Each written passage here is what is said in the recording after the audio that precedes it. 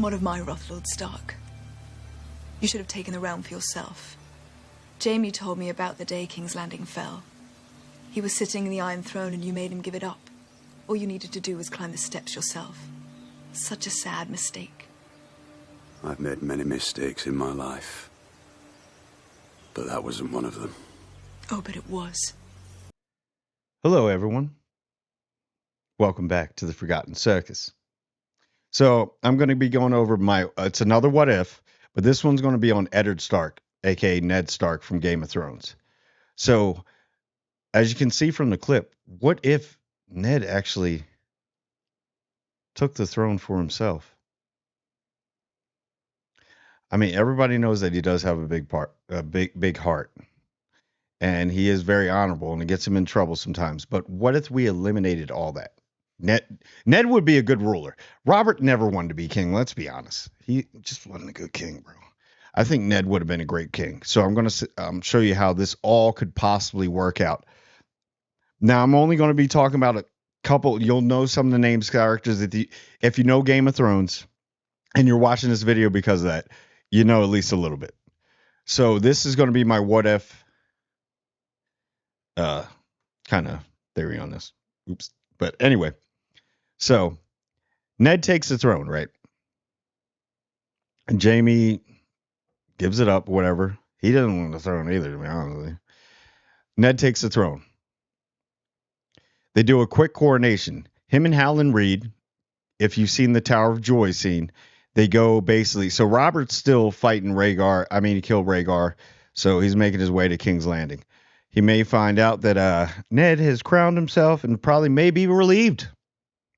Like, yeah, well, Ned's probably better than me. I was just mad at Rhaegar Targaryen for kidnapping, quote unquote, Lyanna Stark. So they go to the Tower of Joy, and that scene when the Sword of the Morning, Sir Arthur Dayne, greatest swordsman ever, when he put his sword down, if Ned could have just told him, look, tell me what's going on. We are both men of honor. If they would have talked it out a little bit more. And I really think that scene could have changed. I'm not trying to rewrite the books. This is from me. That scene could have changed a lot. Because Sir Arthur Dayne, he could be like, I'm king now. You're loyal to the crown, correct? And you're probably like, because remember, he was Kingsguard. So, and Ned could have told him, like, we have no quarrel here. We have no beef. I just want to know what's going on with my sister. I'm pretty sure if you have a sister, you would understand. I don't want any fight here. And maybe because Sir Arthur Dayne was a very honorable, very respectful, very loyal, but he was devoted to Rhaegar. That was his best friend, even though he was the Kingsguard and everything like that, but that was still his best friend. But I think that Ned and Sir Arthur Dayne could have worked it out right there. You know, Sir Arthur could have been like, come with me, Lord Stark. And Lord Stark only. And just had Howland Reed and the rest of the guys, the other lords, sit there with old lackey, Sir Arthur Dayne's lackey. I always forget his name. He was a pretty good fighter, though. And he goes up there. They go through the moment where Lyanna says, protect him. And then she probably sees that he spared Sir Arthur Dayne, so she know that they will be in good hands.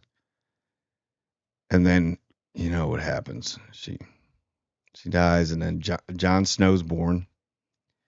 So they could have came up with agreement there, like, no one is to know of this. You will be granted lands, Sir Arthur Dayne. We're going to give you the land of Dragonstone. And I want you to take the child there and find the other two children and raise them as your own. You have the protection of the crown. You have the protection of the king. We'll make sure. I mean, they could have figured this out because Game of Thrones is still all lies anyway. Everybody's been lying to everybody. And there's a lot of people in there when you knew it wasn't their children, but nobody could say shit. This could have been one of those times. I know Robert wanted to kill all the Targaryens, but I think this could have numbed it because they could have got him over there, be like, hey, we got Sir Arthur Dayne surrendered or whatever. I pardoned him. I'm King Robert, by the way. Because remember, he would always check the reason why that's his best friend, but the reason why Ned got in trouble here and got murdered and had to lie yet again. If everything's built on lies, why can't we make it good lies in Game of Thrones, right? Lies that actually help. So, And you lied. I didn't lie. Point, I really think that he could have told Robert, like, hey, Sir Arthur Dayne, I gave him lands because of his surrender, and he is still loyal to the king, the crown, and Westeros. That's it. And then I'll handle that. That has nothing to do with you, Robert.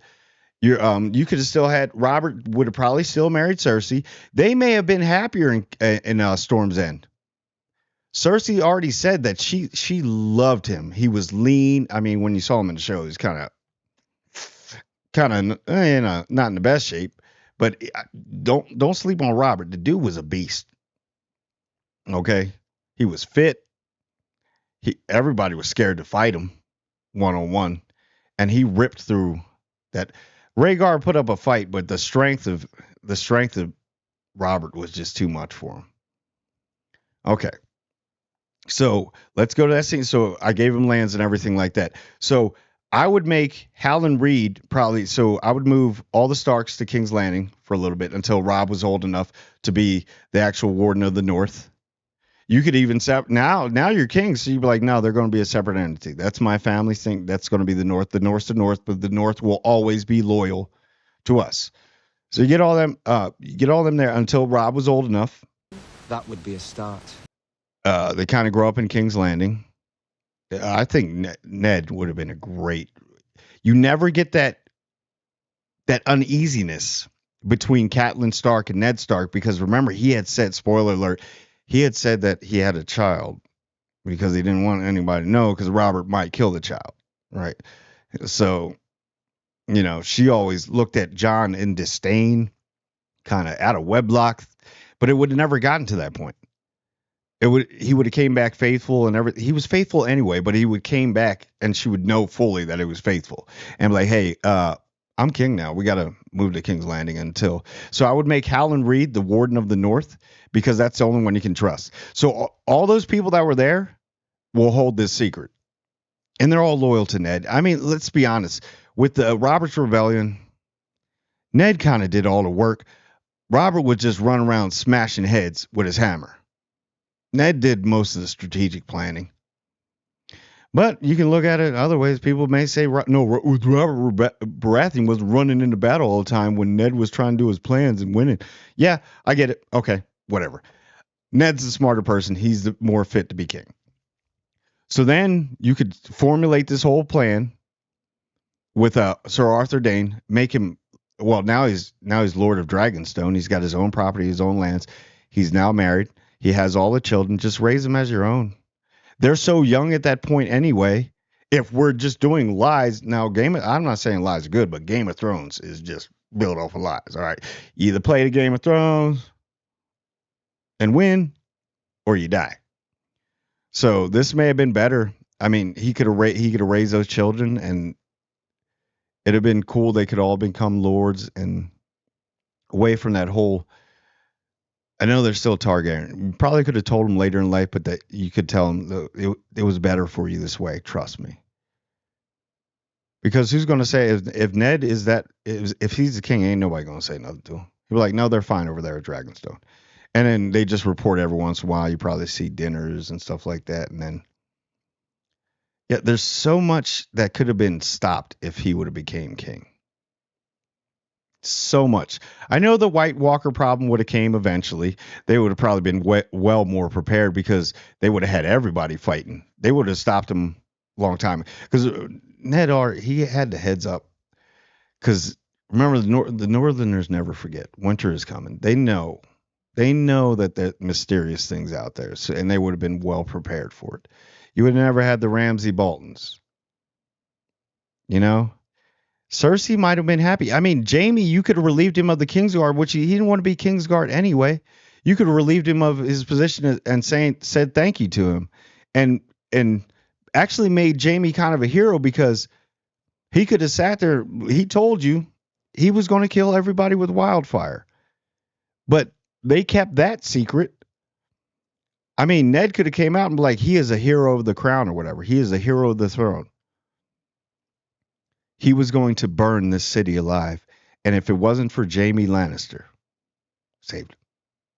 So I would send him back to Castle Rock to be the heir of Tywin. Tywin would have probably been chill because it seemed like Tywin like Ned.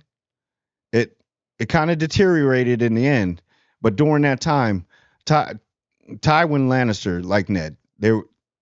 Lannisters and Starks were okay. They were fine. You could have Jaime go back. Now this would separate Cersei from Jaime, so that incest stuff probably would have never happened.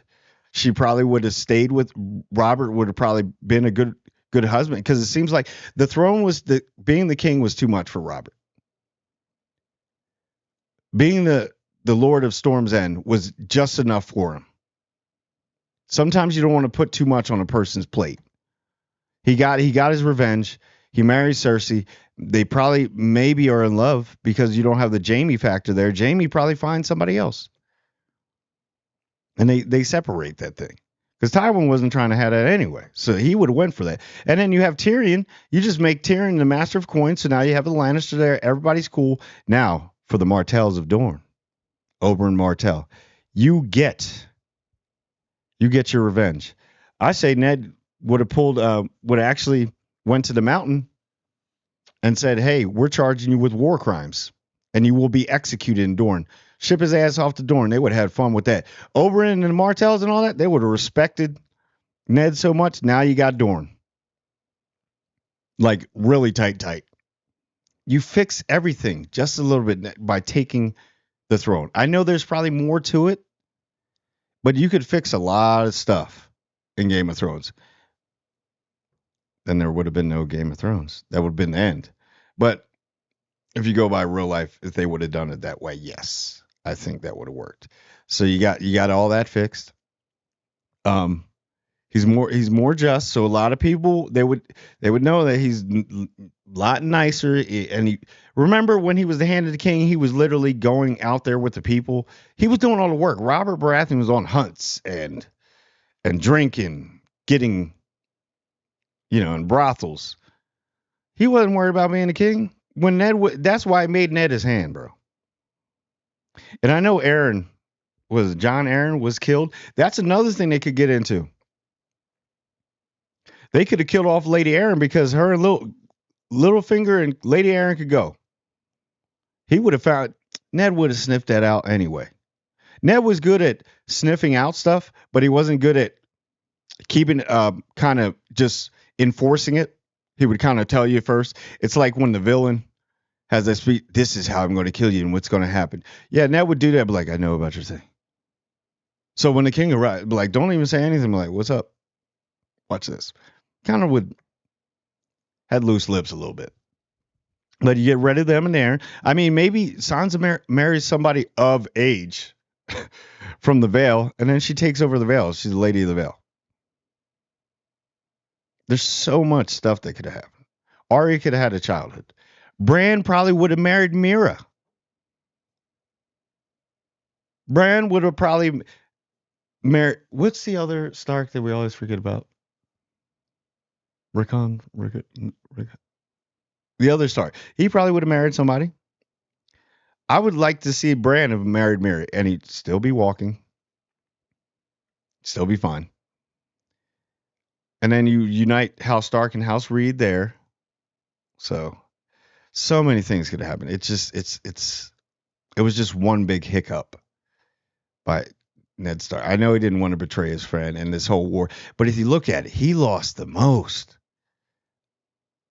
Ned lost his sister due to childbirth with Rhaegar that she actually loved. She didn't love Robert, and he knew that. Then he lost his brother, which was the rightful heir of Winterfell, and his father, burned by wildfire. So he lost more than Robert ever did. So Robert's rebellion was literally over jealousy. And I'm pretty sure that he knew. Everybody knew when Rhaegar gave her the flowers instead of his wife. Everybody knew what was up. He was just jealous. And he started a whole rebellion. And I get it that they did kill the Mad King. It would have probably happened anyway. Rhaegar would probably still be alive. Rhaegar was already talking about Xing him off, if he won the battle. So maybe we could work something behind the scenes like, Rhaegar, take your dad out and you can just dip. But no. Jealousy will do that. Treachery and betrayal. Hey, when you play the Game of Thrones, I don't know. Either win or you die. It's the way it is. So I don't know. Tell me if I missed anything in the comments.